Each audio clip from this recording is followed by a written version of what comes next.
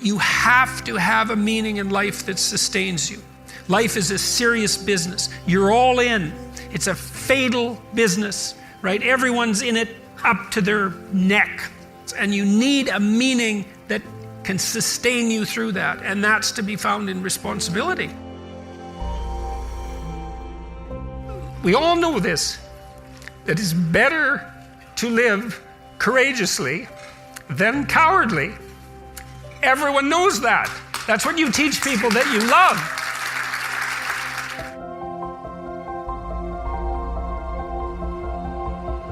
You wake up in the morning, your consciousness reemerges on the stage of existence. And what you're confronted by is the potential of the day. You see the day as a set of possible pathways. You could do this, you could do that, you could not do this, you could not do that. And your conscience speaks to you too, almost immediately, I would say, upon awakening. Here's something I need to do today to keep things in order. Here's something I need not to do today to keep things in order. Here's my set of obligations that I need to undertake so that when I go to sleep tonight, I can sleep with a clear conscience and things are better than they might have otherwise been. And so what you see in front of you is the potential of the world. And to me, you see, that's akin to the potential that God confronted in Genesis at the beginning of time. That's the meaning of that story, is that there's a potential that is confronted by an attitude. And the attitude that is appropriate in relationship to that confrontation is the attitude of the Logos. And the Logos is something like courage. That's one of its primary attributes, and truth. That's the other. Now there's more, but I would say if you had to boil it down to two, it would be courage and truth. And the idea there is that if you confront the potential that's in front of you with truth and courage, that what you do is you take what could be and you transform it into what is. And you do that and you transform it into what is that's good. And you have that is you. That's your soul. That's the thing that, as Genesis points out, that gives you that affinity with God. The fact that you're made in the image of God is the fact that you have that capability, and that capability to take that potential and to make the world out of it is also dependent on your ethical choices. And everyone knows that, right? Even if we can't articulate it, you know perfectly well that you can wake up in a miserable mood, bitter and unhappy, and do 25 things that day to make your life more like hell than it was, and to share that delight with the people around you. Everyone understands that. And you know as well that you can decide to face things courageously and truthfully, and you can make tomorrow's morning somewhat better than today's morning was by setting the world in order. You can't be doing that because you want to be a good person in some sense. And you can't be doing that because you want to be seen as being a good person. That's not the right attitude. You have to be doing it because it's the transcendently right thing to do. It's the thing that you do if you aim at the highest possible ideal. And that is laid out in the Sermon on the Mount, is that you should aim at the highest possible ideal, and then that you should concentrate on the day. And it's deadly serious psychological advice. Aim high. Lift your eyes above the horizon, right? Lift your eyes to the stars that beckon above. Try to set things right and to orient your life. And there has to be a relationship with the transcendent that allows you to do that properly, or it becomes an exercise in ego, and then it doesn't work. You have to have a meaning in life that sustains you. Life is a serious business. You're all in. It's a fatal business, right? Everyone's in it up to their neck. And it's dreadful in some sense. And you need a meaning that can sustain you through that. And that's to be found in responsibility.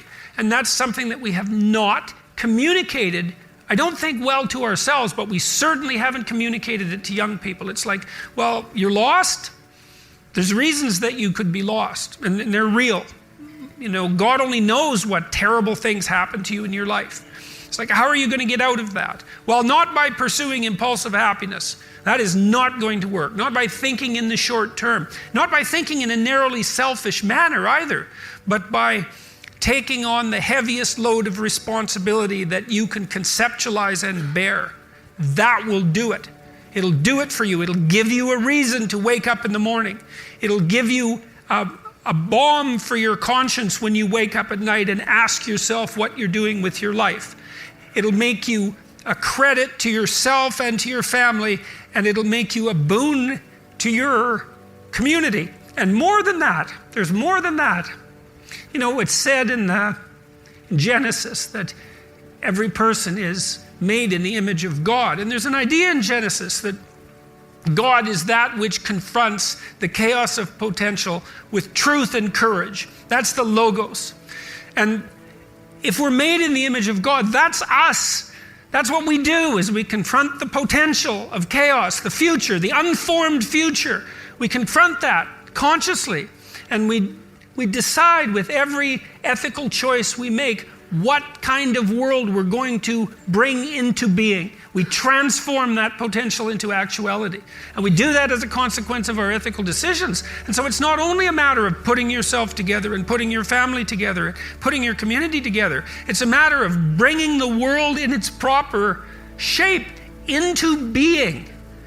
And I truly believe that that's the case. And I believe that we all believe that. Like, we hold ourselves responsible.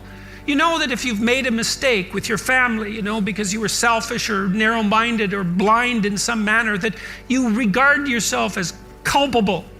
You could have done otherwise. And now you've brought something into the world that should not be there. And it's on you. We hold ourselves responsible in that manner. And so what that indicates to me is that in a deep sense, we believe that we are the agents that transform the potential of being into reality. And that is a divine, if anything, links us with divinity. It's our capability to transform what is not yet into what is. And the other thing that happens, and I'll stop with this in Genesis, and this is so interesting, it's so fascinating, is that as God conducts himself through this enterprise of the transformation of potential into actuality, he stops repeatedly and says, and it was good. And that's a mystery. Why is it good? And the answer is something like, well, if you conduct yourself with the courage that enables you to accept your vulnerability, which is no trivial matter, and if you're truthful, then what you bring out of potential is what's good. And that sets the world right. And that's up to us. And to me, that's the great story of the West. That's why we regard ourselves as sovereign individuals of value. That's what we are. And we need to know that, to take ourselves seriously and to act properly in the world. You're actually strong enough to do that. You just don't know it. And you won't find out till you do it. You can't find out till you do it. But if you did it, you'd find out that it was true. It's a massive risk. It's the ultimate in risks, right? You have to be willing to lose your life in order to find it. It's like, exactly right. I mean, Buddha finds his enlightenment under a tree. It's not fluke that that's the case. That's his natural environment. And he's sitting in the lotus here. The lotus opens up. It's this thing that springs up from the depths. And he sits there illuminated the same way. He's got a halo that's the sun that stands for higher consciousness. And he's transcended by accepting the fact that life is suffering. He's transcended the limitations that are part of mortality. This is the thing that this idea is what enables people to transcend their suffering. And Buddha said, well, don't be too attached to things.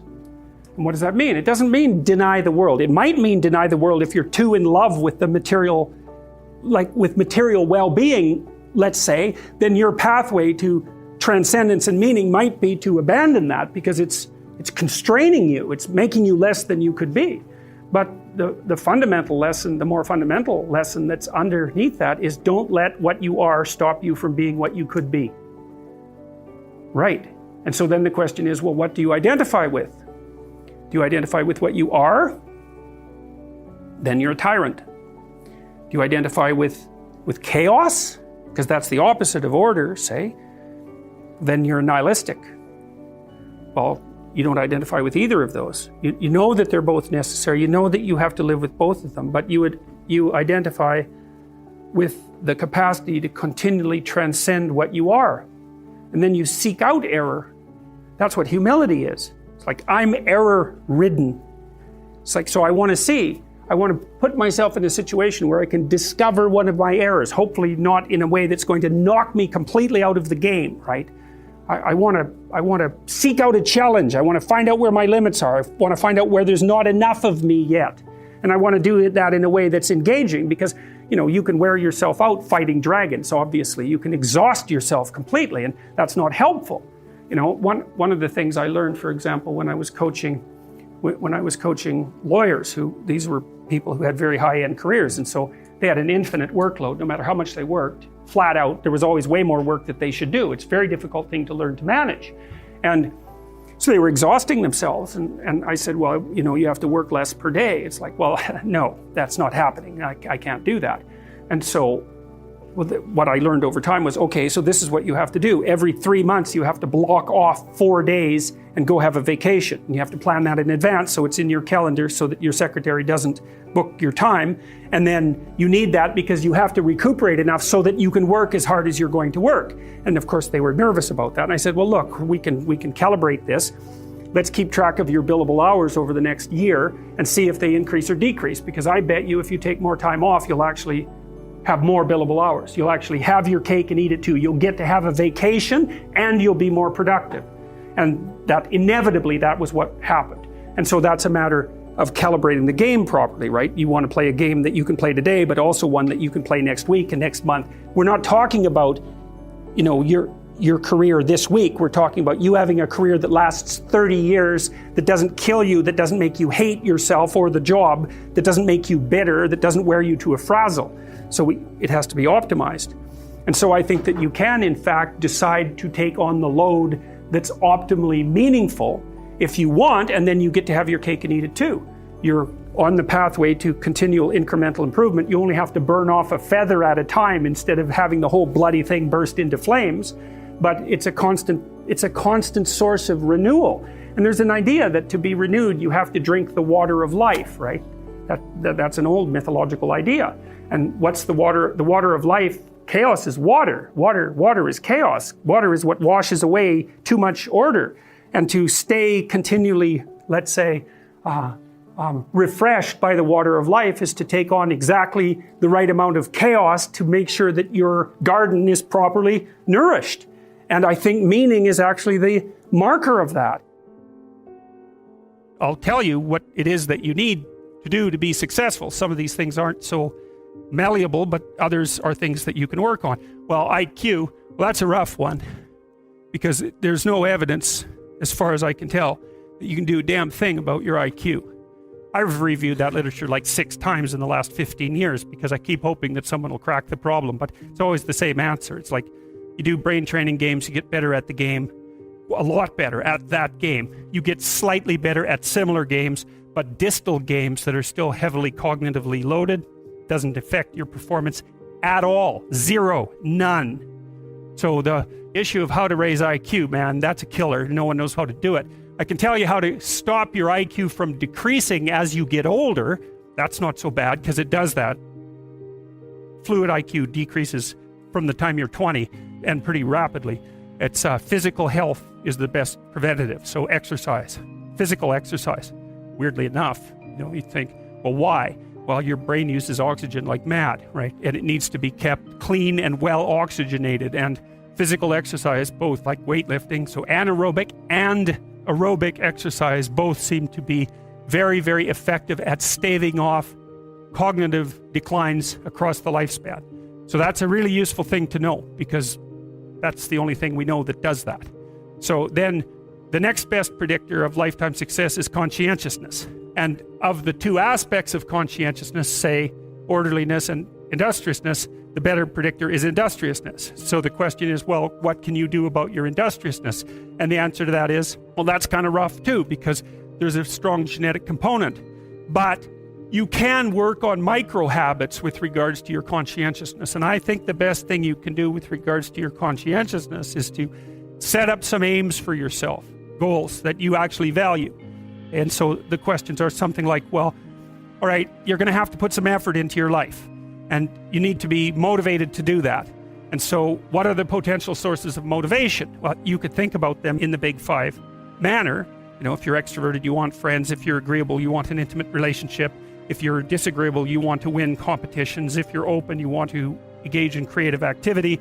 If you're high neuroticism, you want security. Okay, so those are all sources of potential motivation that you could draw on, that you could tailor to your own personality.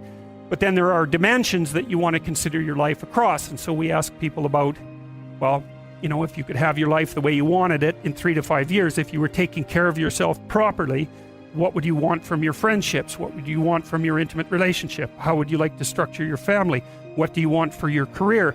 Well, how are you going to use your time outside of your job? And how are you going to regulate your mental and physical health, and maybe also your drug and alcohol use? Because that's a good place to auger down, because alcoholism, for example, wipes out 5 to 10% of people. So you want to keep that under control. And then maybe you develop a vision of what you would like your life to be. Then you break down the goal into micro processes that you can implement. The micro processes become rewarding in relation to their causal association with the goal. And that tangles in your incentive reward system, the dopaminergic incentive reward system. And that's the thing that keeps you moving forward. And the way it works is that it produces positive emotion when it can see you moving towards a valued goal. Okay, well, what's the implication of that?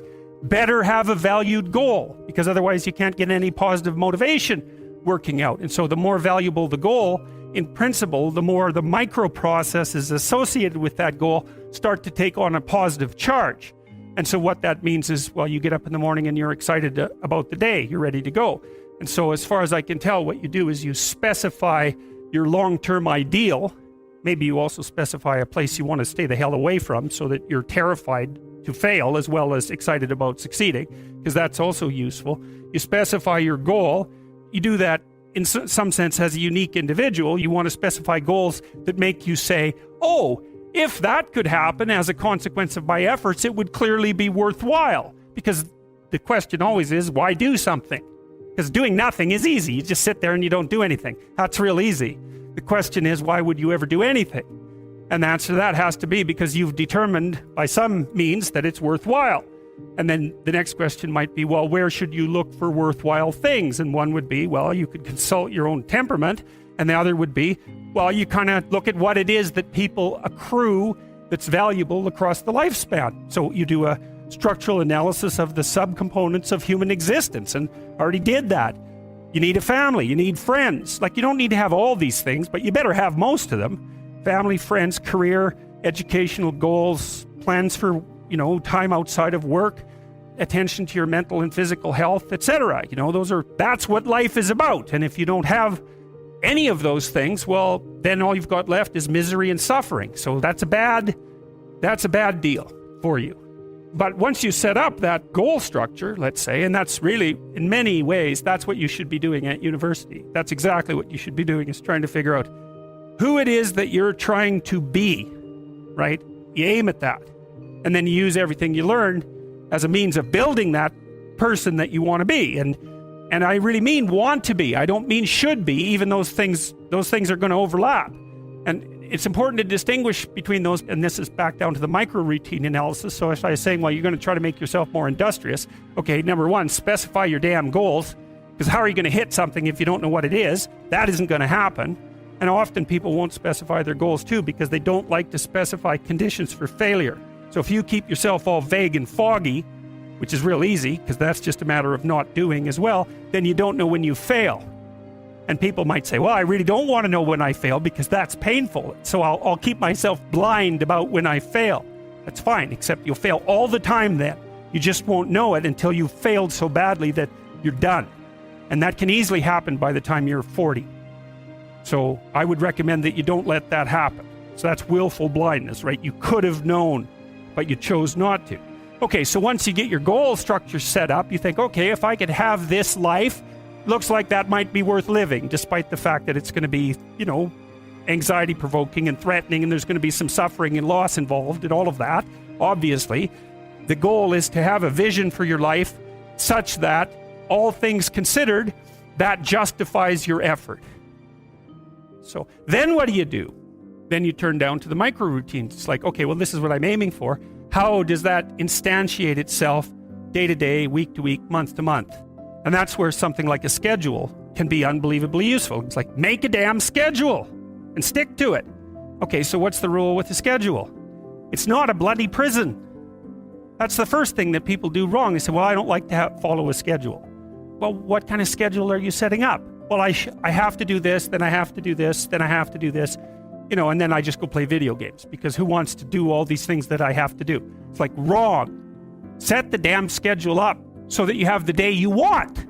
That's the trick. It's like, okay, I've got tomorrow. If I was going to set it up so it was the best possible day I could have, practically speaking, what would it look like?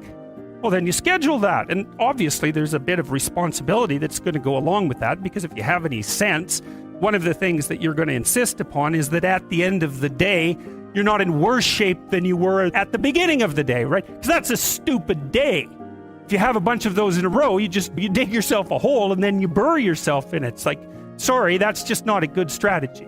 It's a bad strategy. So maybe 20% of your day has to be responsibility and obligation, or maybe it's more than that, depending on how far behind you are. But even that, you can ask yourself, okay, well, I've got these responsibilities. I have to schedule the damn things in. What's the right ratio of responsibility to reward? And you can ask yourself that, just like you'd negotiate with someone who is working for you. It's like, okay, you got to work tomorrow. Okay, so I want you to work tomorrow. And you might say, okay, well, what are you going to do for me that makes it likely that I'll work for you? Well, you could ask yourself that, Maybe you do an hour of responsibility and then you play a video game for 15 minutes. I don't know, whatever turns your crank, man. But you have to negotiate with yourself and not tyrannize yourself. Like you're negotiating with someone that you care for, that you would like to be productive and have a good life. And that's how you make the schedule. And then you look at the day and you think, well, if I had that day, that'd be good. Great. And you're useless and horrible, so you'll probably only hit it with about 70% accuracy, but that beats the hell out of 0, right? And if you hit it even with 50% accuracy, another rule is, well, aim for 51% the next week, or 50.5% for God's sake, or because you're going to hit that position where things start to loop back positively and spiral you upward. So that's one way that you can work on your conscientiousness, is plan a life you'd like to have. And you do that partly by referring to social norms. That's more or less rescuing your father from the belly of the whale. But the other way you do that is by having a little conversation with yourself, as if you don't really know who you are, because you know what you're like. You won't do what you're told. You won't do what you tell yourself to do. You must have noticed that. It's like you're a bad employee and a worse boss. And both of those work, for you. You don't know what you want to do, and then when you tell yourself what to do, you don't do it anyways. You should fire yourself and find someone else to be. But my point is that you have to understand that you're not your own servant, so to speak. You're someone that you have to negotiate with, and you're someone that you want to present the opportunity of having a good life to. And that's hard for people because they don't like themselves very much. So, they're always like cracking the whip and then procrastinating, and cracking the whip and then procrastinating. And it's like, God, it's so boring and such a pathetic way of spending your time. And you know what that's like, because you probably waste like 6 hours a day. And I think we did an economic calculation about that a while back, right? Your time's probably worth $50 an hour, something like that. I mean, you're not getting paid that now, but you're young. And so this is investment time. And what you do now is going to multiply its effects in the future. So let's say it's $50 an hour, which is perfectly reasonable. So if you waste 6 hours a day, and you are, then you're wasting about $2,000 a week, or about $100,000 a year. So go ahead, but that's what it's costing you every hour. And you need to know what your damn time is worth. So let's say it's not $50, it's 30, whatever. Maybe it's 100, it's somewhere in that range. One of the things you should be asking yourself is, when you spend an hour, was that, well, would have I paid someone $50 to have had that hour? And if the answer is no, it's like, well, maybe you should do something else with your time. And it depends on whether or not you think that your time's worthwhile. But the funny thing about not assuming that is if you assume your time isn't worthwhile, what happens is you don't just sit around sort of randomly in a state of responsibility-less bliss. What you do is you suffer existentially. And so that seems like a stupid solution. Information that's being provided to you from your body, sort of bottom up, to determine when you were being inauthentic or non-congruent. And I've thought about this for a long time and tried to sort it out in a practical manner, and what I've concluded is this. You could try this for a couple of weeks. It's an extremely interesting exercise. So you sort of have to detach yourself from your thoughts and what you say. So you got to assume, you start by assuming that what you say and what you think is not necessarily you. And of course that's just the case, because a lot of what you think, in fact most of what you think and most of what you say, are the opinions of other people. They're things you've read or things people have told you, and you know that's a benefit in some ways because you get all those thoughts that other people have spent a long time formulating, but it's a disadvantage in that it's not exactly you. Okay, so you detach yourself from that. You're no longer your thoughts or the things that you say, or maybe you're no longer all of them. And now what you're going to try to find out is which of your thoughts and things that you say are you, and maybe so you can not utilize the rest, or maybe so that you can correct the rest, because they're not representative of yourself as an integrated being. They don't take everything into account. My sense has been that you can tell when you're saying something that's not authentic by feeling out whether or not it makes you weak or strong. Now, you know, sometimes when you're conversing with people, you can say something that embarrasses yourself. Now, Nietzsche said, for example, everyone has perjured themselves at least once in the attempt to maintain their good name. Something like that. It's not an exact quote, but I've got the gist of it right. So maybe you're saying things to impress someone, or you're saying things to remain part of your political group or your social group or whatever, or maybe you have attributes, personal attributes that might be positive that you're ashamed of, and so you're not going to speak about them. So there's a falseness about your self-representation. Watch for 2 weeks and see. Make a rule that if you start to say something and it makes you feel weak, what it means is that I can feel things coming apart sort of in my midsection, so I think it's an autonomic phenomena, and the subjective sense is of falsehood.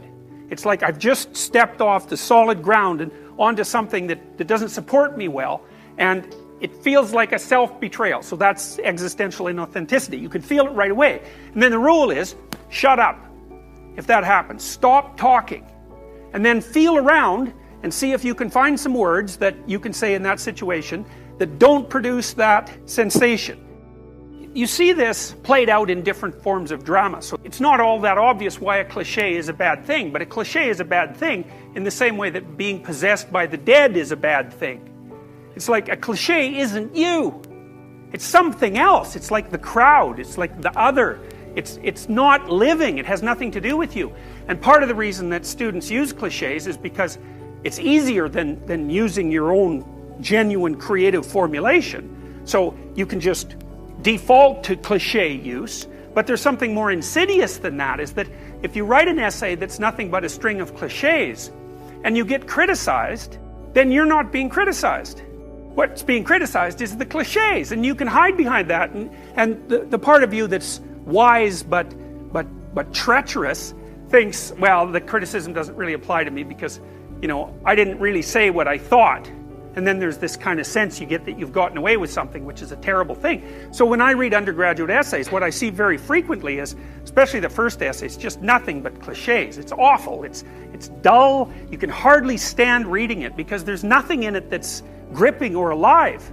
And then maybe the second essay, you can see there's a layer of cliche, and then now and then the person will be brave enough to poke up a thought of their own. It'll just sort of poke up somewhere maybe in 3 pages in. It's like this little green shoot that's barely alive, and the person is brave enough to pop it up in the hope that, you know, maybe it won't get walloped down with a sledgehammer.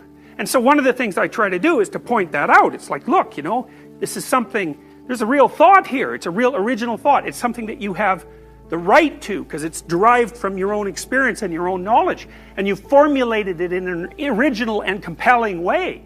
But the problem with that is that if you get criticized for that, you're just going to pull right back into your shell, right? Because that hurts, because it's actually part of you that you've exposed. And that's a terrifying thing, to expose yourself like that. But it's an absolute prerequisite to genuine communication and thought.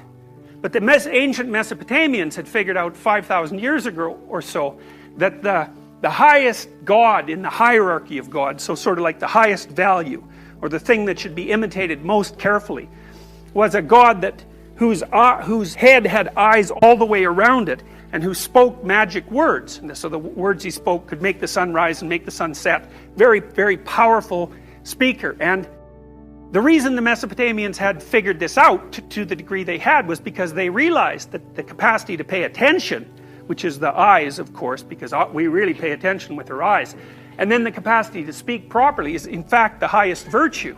And so then you can check yourself, you can see, all you have to do is listen, like you would listen to someone else. And you have to feel, you think, do I actually believe that? Is that actually my thought? And really, I'll tell you, what you'll find is 95% of what you say has nothing to do with you. So it's quite shocking to do this, because you'll start to say something and you'll think, oh, that doesn't feel quite right. Like, it doesn't make me feel solid when I say it. There's something about that I'm subordinating myself to something or hiding in some way. It's very difficult to figure out exactly what you're doing. But you'll find out that almost everything that's abstractly represented. So in some sense, you know way more than you can actually know. The reason that I think people believe what I say is that I'm very pessimistic. Most times when you listen to someone who's a motivational speaker, let's say, it fills you with a temporary optimism, but you go home and the wiser part of you knows that mostly it's the painting over of rotten wood with a fresh coat of paint. And I tell my audiences very clearly that their life is going to be difficult, and sometimes difficult beyond both imagining and tolerance, and that is definitely in your future, if it isn't in your present. And for many people it's in their present, and that that can be unbearable, that enough to turn you against life itself, to corrupt you, to drive you to nihilism, to drive you to suicide, and worse, to drive you to thoughts of vengefulness, of infinite scope, to not only be turned against yourself and your fellow men, but to be turned against being itself because of its intrinsically brutal, in some sense, nature. And then it's worse than that, actually, because it's not only that we suffer and that will necessarily occur, but that we all make our suffering worse because of our ignorance and our malevolence. And everyone knows that to be true. And so the discussions start, let's say, on an unshakable foundation. But then I can tell people, look, despite that, we're remarkable creatures. You know, we're capable of taking up the burden of that suffering and facing the reality of that malevolence voluntarily. We can actually do that. And all of the psychological evidence suggests, and this is independent of your school of psychology, if you're a practical psychologist, a clinical psychologist of any sort, the evidence is crystal clear that if people voluntarily confront the problems that face them and the malevolence that surrounds them, that they can make headway against it. And not only psychologically. So it's not only meaningful to do that psychologically, which it is, to confront the problems that torment you voluntarily. That's meaningful psychologically. But it's also practically useful in that you can actually solve some of the problems that beset you. And God only knows how good we could get at that. You know, I mean, I don't know what percentage of human effort is spent in counterproductive activity. You know, I'm not an absolute cynic about that, but I mean, when I talk to undergraduates, I ask them, you know, how much time do you waste every day by your own reckoning? And it's somewhere between 5 and 8 hours. I walked the students through an economic analysis of that. I said, well, why don't you value your time at $50 an hour and calculate for yourself just exactly what you're doing to your future by your inability to discipline yourself. It's worth thinking through. In any case, people do waste a lot of time, and they also act counterproductively a lot of the time. Regardless, we do make progress, and we can thrive under the difficult conditions that make up our lives, and we can resist the malevolence that entices us. That's within our power, and we don't know the limits to that. And we also know that it's better to, we all know this, that it's better to live courageously than cowardly. Everyone knows that. That's what you teach people that you love. And we know that it's better to live truthfully than in deceit. And you can tell that too, because that's also what you tell people that you love. And we know that you should pick up your damn responsibility and move forward. Everyone knows that. It's part of our intrinsic moral nature. And that nature is there. And it's not difficult to communicate to people about this. Like, everyone knows that you wake up at 3 a.m. when you've let your life go off the rails, and that you berate yourself for your uselessness and your cruelty and your failure to take the opportunities that are in front of you. And if you were the master in your own house, in some sense, the captain of your own destiny, if there was no intrinsic nature, well, that would never happen. You'd just let yourself off the hook. There'd be no voice of conscience tormenting you. But no one escapes from that. And what that indicates, to me, is that, at least psychologically, we live in a universe that's characterized by a moral dimension, and we understand that well, and that moral failings have consequences, and that they're not trivial. They destroy you. They destroy your family. They destroy your community. And you can tell people that, and they listen because they know. They don't know they know. That's the thing, and maybe that's the thing about being an intellectual. You have the opportunity to articulate ideas that other people know, they embody, but they can't articulate. And that's what people tell me. They say, well, you help me give words to things that I always knew to be true but couldn't say. Or they say, I've been trying to put some of your precepts into practice. Responsibility being a main one, vision another, honesty, I suppose, bringing up the pack and saying, and this is the fun part of doing all of this. Fun is a weak word. That it's the remarkable part of doing all this. I mean, I have people tell me constantly wherever I go, it's so delightful that, they were in a pretty dark place, and they tell me why. And there's plenty of dark places in the world, and they decided, well, maybe they were going to develop a bit of a vision and take a bit more responsibility and start telling the truth and putting some effort into something. And they come up and they say, well, you can't believe how much better things are. It's like, I got 3 promotions. I had one guy tell me, this was a lovely story, 15 seconds. He came up after a talk. He said, 2 years ago, I got out of jail. I was homeless. He said, I own my own house. I have a 6-figure income. I got married and I have a daughter. Thank you. And that was the whole conversation.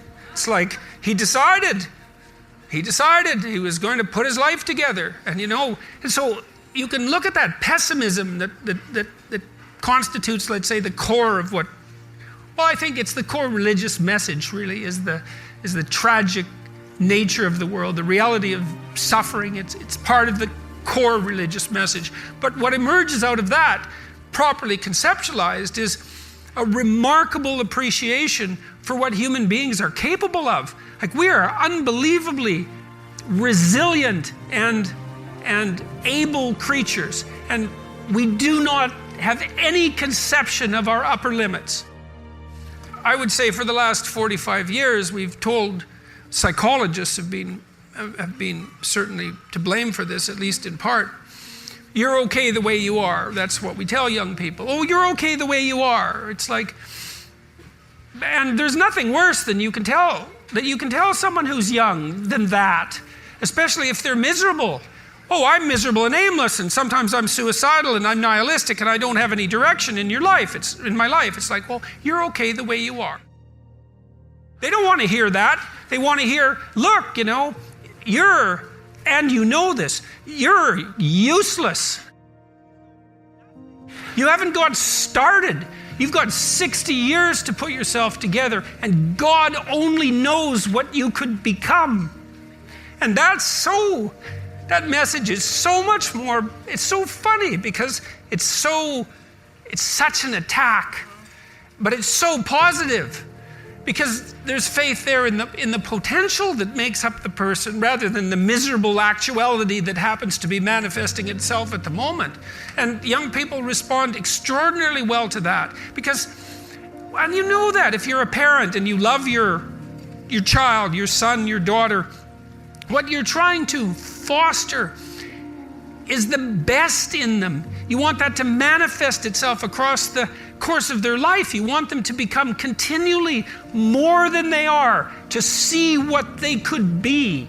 And I think that's part of the great message of the West, is that's the ethical requirement of individual being in the proper sense, is to constantly note that you're not what you could be, to take responsibility for that, and to commit yourself, like body and soul, to the attainment of that ideal. If you concentrate solely on your career, you can get a long way in your career. And I would say that that's a strategy that a minority of men preferentially do. That's all they do. They work like 70, 80 hours a week. They go flat out on their career. They're staking everything on the small probability of exceptional status in a narrow domain.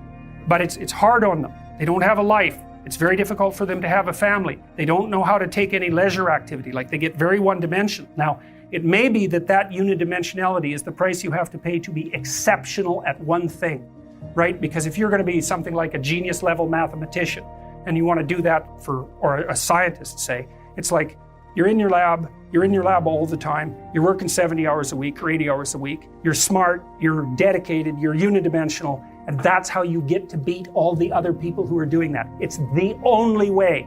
But the problem is you don't get a life. Now, if you love being a scientist and you have that kind of focus of mind, well, first of all, you're a rare person, and second, you're going to pay for it. But fine, more power to you.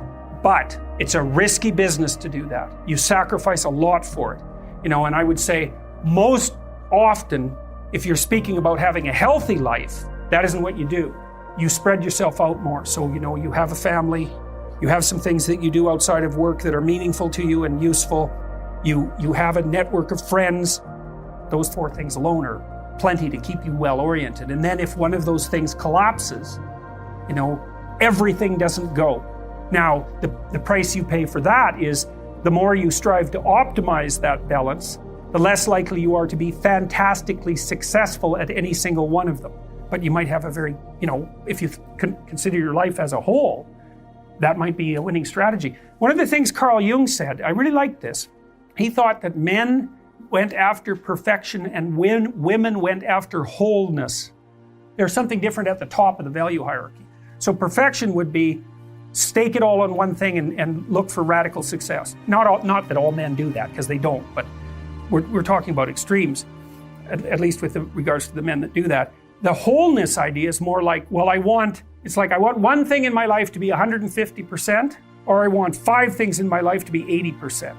There's a lot more richness in a life where you have 5 things operating at 80%, but you're not operating at any of them at 150%. So, and I really believe this because I've watched men and women go through their careers now for a long period of time. And one of the things there's lots of things that produce this, but one of the things that I've noticed is that mostly women in their 30s bail out of unidimensional careers. They won't do them. They won't put in the 80 hours a week that they would have to put in order to dominate that particular area. And it isn't, the reason that they won't do it is because they decide it's not worth it. And no wonder, because Why would that be worth it? You have to ask yourself that. It's like, well, you want to be an outstanding scientist. It's like, okay, really, that's what you want? Because that means that's what you do. Because you're competing with other people. You know, they're smart, they're hardworking, and if you want to be at the top, you have to be smarter and work harder than any of them. And working hard means working long hours. I mean, it also means working diligently, but in the final analysis, it's also an additive issue. If I'm smart and hardworking and I can crank out for 70 hours a week, and you do it for 30, it's like, in 2 years, I'm so far ahead of you, you will never, ever catch up. And I think maybe part of the reason too that women are oriented that way more than men, I think there's two reasons. One is socioeconomic status does not make women more attractive on the mating market, but it does make men more attractive. And the second is women's time frame is compressed, right? Because guys can always say, well, I'll have kids later. And they can say that till they're like 80.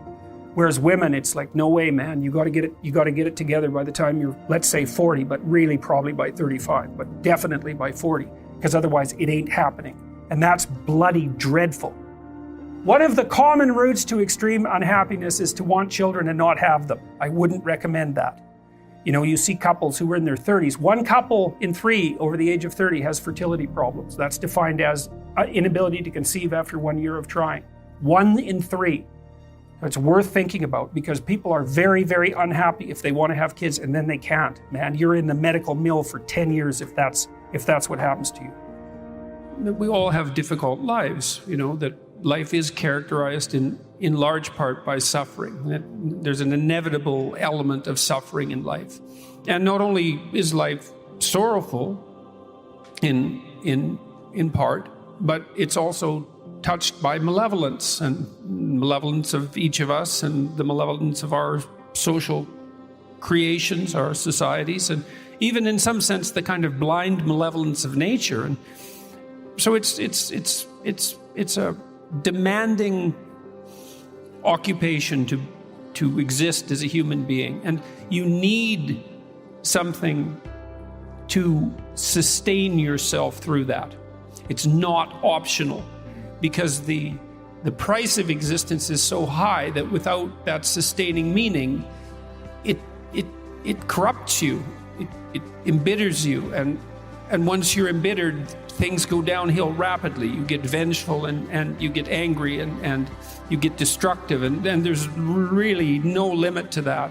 And I've been suggesting to people that the sustaining meaning that they can find in their life isn't to be found through happiness, let's say, because happiness doesn't work when you're not happy, when things have gone badly for you, for even for accidental reasons.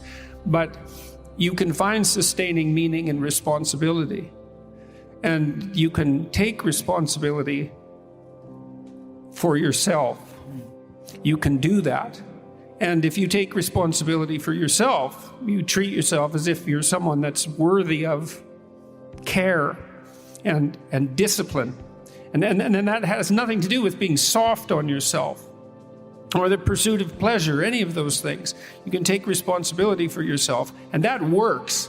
And then if you do that properly, you can take responsibility for your family. And then if you do that properly, you can take responsibility for your community, and you can continue to burden yourself voluntarily, let's say, with a greater and greater range of existential challenges. And all that does is make more and more and more of you. And that works as an antidote to the catastrophe of life. And, you know, so I speak to my audiences seriously and pessimistically in some sense about part of the substructure of existence, the mortal side, the fragile side. But there's more to you than there is to what faces you. And I believe that to be true. And then I'm encouraging people to attempt that. And I think part of the reason that the book has been perhaps particularly popular among men is because I don't think we do a very good job at the moment of encouraging men. We have this idea that there's something intrinsically oppressive about the patriarchy and about masculinity in general. And I think that's nonsense. I think that strong, honest, truthful, courageous men pursuing noble goals is of great benefit to everyone, male and female alike. I've always looked at things, I think, in some ways from the opposite perspective of most, and maybe even most psychologists. It's never been a mystery to me why people are depressed. It's never been a mystery to me why people are anxious and unsettled. It seems obvious why they're concerned and hurt and anxious and unsettled. I think the mystery is how it is that we can conduct ourselves so that that can remain under control. I mean, people deal with very heavy burdens in their life. You know, you don't have to talk to someone for very long. Someone you might be thinking is doing quite well in the world, and sometimes people are. But you don't have to scratch very deep beneath the surface before you find out that they have a family member who has a serious illness, or someone who's suffering through an economic crisis of one form or another, or who there's some source of genuine tragedy 1 degree removed from them, if it's even removed. And most people, even as individuals, have at least one serious problem that they're dealing with. And so it's no mystery that people find it difficult to orient themselves in the world. And the mystery is, well, what can you do about it? And we do know what you can do about it. What you help people do is to identify their problems. That's the first thing, is to confront what's there, the reality of what's there, as bluntly as possible. And so you often end up as a psychotherapist talking to people about their array of problems. It's as if they're putting their cards on the table. And you sort out their problems. It's like, and no, they often decide that many of the things that are bothering them are not really that important. They can wait, but that there are crucial life challenges that present themselves to them. And they're not just psychological problems, although sometimes they are. They're problems in life, right? Existential problems. And then what you do is you help people break them down into manageable units, let's say, strategically, and confront them voluntarily. You know, and there's an echo of that idea. There's an echo of that in Christian thinking, and the echo for that is to pick up your cross voluntarily, which is that you have an unavoidable mortal burden to bear in life. There's no escape from it, except to directly confront it and to take it on voluntarily. And what's so fascinating about that, 2 things. One is that psychotherapists of every stripe understand that this is one of the primary reasons that psychotherapy works. There's no dispute about that among all the different psychotherapeutic schools, is that the confrontation of existential problems, voluntary confrontation, is curative. And that's really something. And so, and the practical aspect of that is quite straightforward. It also indicates, practical and philosophical, it also indicates to you that there's far more to you than you think. Because it turns out that you have substantial problems, genuine, deep problems of malevolence and suffering. But that if you decide that you will take that on as your responsibility, that you can put yourself together psychologically, just the courage, and you can actually solve the problems. And that seems to be true. It's not a naive wish. It seems to be well within our capacity. And I mean, that's part of the message, I would say, of 12 Rules for Life, is that dark as things are, there's more light in you than you know what to do with, and there's more light in you than you can possibly manifest. And the way to find that out is to challenge yourself against these massive problems, and to find out that you're the one that can deal with them. There's probably something that I'm doing wrong or not doing well enough, that I'm being blind to, that I could fix and that I would fix. You know, you need both of those, right? Because there's lots of things about your life that you know aren't right. that you could fix, but you won't. Who knows why? You don't have the discipline or the vision or the courage or the integrity of character or the maturity, or God only knows the reasons. But there are some things that you're doing wrong or not doing that you could fix, that you would fix if you actually want to know something and you actually want to devote yourself to something. If you're willing to make the proper sacrifices, right, and reorient yourself, that you can move towards what you're aiming at. And I can tell you that if you ask yourself in all humility how it is that you could be better and what you could do in a small way to move in that direction, that first of all, you will receive an answer about what you're doing wrong. It's not that much different than thinking. We don't regard that as particularly miraculous. Like, you could ask yourself a question and come up with an answer. But if you ask yourself a question about how it is that you're lesser than you could be and what you could do about that, you'll find out. And then if you do that, then you won't be lesser. And that works. And it especially works. It's a nice form of humility as well, because what you're going to find out if you ask that question is not going to be something you're proud of. It's going to be some little rotten element of your character that you're ashamed of in 15 different ways, and for good reason. And and even the attempt to triumph over it isn't going to be something that you're going to be able to trumpet proudly to your friends and your family, because, to fight off something that's shameful is a private affair in some sense, but you can do it. And if you can improve your life incrementally in that manner, if you have the humility. One of the things Carl Jung, the famous psychoanalyst, said about modern people, which I loved, was that modern people can't see God because they won't look low enough. And a lot of that lowness is internal. It's like, well, what's not good enough about me? And the other thing that's so lovely about that is you're not going to do anyone any harm. If you find out something that you're lacking, if you discover something you're lacking, well, first of all, great, you've discovered something you're lacking, and you need that thing you're lacking because life is difficult. It's going to call everything that there is out of you. And so you need that thing that you're lacking, and then you can work on it incrementally and humbly, humbly meaning you can work on it in the way that someone as flawed as you could work on it successfully. And then it works.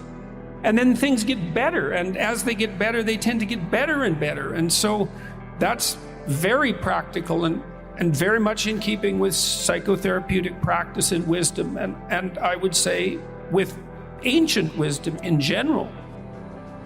My fervent hope, and perhaps this is something that could be transformed into a prayer, is that the mistakes that I am inevitably going to make while I'm pursuing, that I don't pay an undue price for the mistakes that I'm inevitably going to make as I pursue what I'm pursuing.